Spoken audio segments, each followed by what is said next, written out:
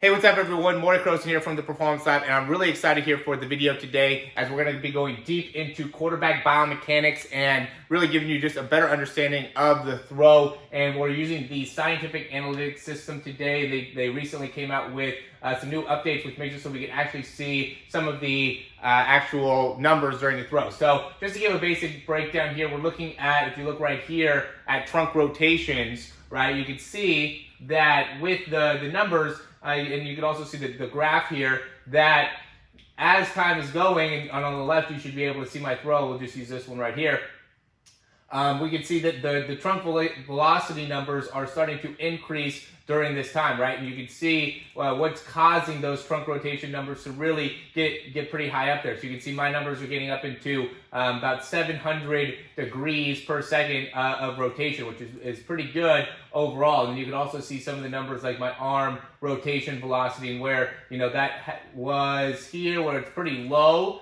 right? We can see not very much rotation velocity going on here, and then going into a large amount of rotation velocity. Right here was really where I created the most of it overall during the throw. And I think we can also see elbow extension velocity, right? So elbow extension velocity is happening here, wrist velocity is happening here, and also shoulder rotation velocity are all happening basically simultaneously. And then I'm just going to compare that to Jalen here, who also came in today, and we'll see that when we're looking at this, there's a big difference in the trunk rotation velocity. Let's go back into these.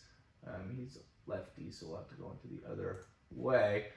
So when we look at the velocity of the trunk, we can see that he's able to get into about 400 degrees of rotation, so not as much overall velocity that was being generated here, but you can also see when that rotation was happening and when the velocity happened. So you can see here his trunk happened with the rotation happened before his pelvis, right? So here's where he's at the max of the trunk, and a little bit further on he's at the max of the pelvis. So he's a little bit late in when the actual trunk velocity is happening. Pelvic velocity is happening. He's having his trunk velocity happen first, and then the pelvic velocity, where we can go back to mine here and see that mine are basically happening at the same time. I want to say is what we were looking at. We're actually looking at the trunk. Yeah, so mine are happening basically simultaneously, the rotation. It might even be better to have the pelvis happen a little bit earlier than the trunk, but you want to at least have them happen about simultaneously, all right? And then we could also go back into Jalen's and see the amount of arm velocity he was able to create. So he's up into the thousands in terms of shoulder rotation velocity, where I was at about 800.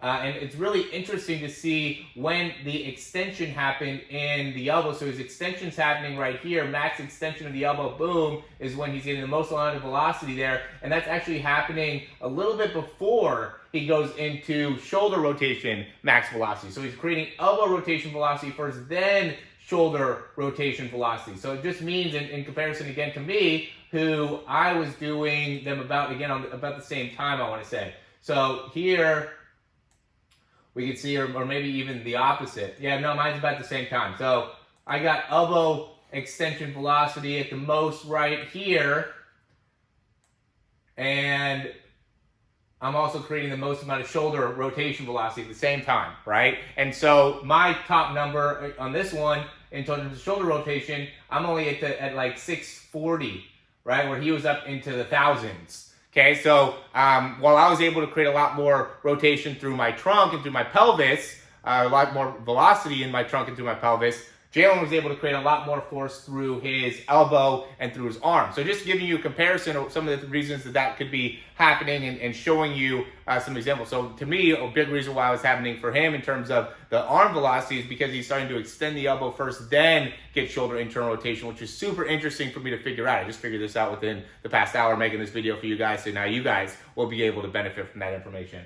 But now also looking into the trunk, and where the trunk rotation, the trunk velocity happened, and being able to get the right amount of overall separation, I think is going to end up being really important there as well. But being able to create a large amount of rotational velocities, and I think part of the reason why I was able to have as much as I do is because my pelvis and my hips, or sorry, my pelvis and my trunk are moving a little bit more simultaneously during the actual throwing motion, where he was more trunk first and then hip. So just give some comparison, contrast there. As always, guys, we're trying to give you guys the best information as we can to help you being able to throw the ball further, more accurately, and being able to resist injury. So if you guys want to set up for a Zoom call or some type of breakdown, we'll be happy to help you guys out and continue to push this further and help you guys become better quarterbacks. Talk soon.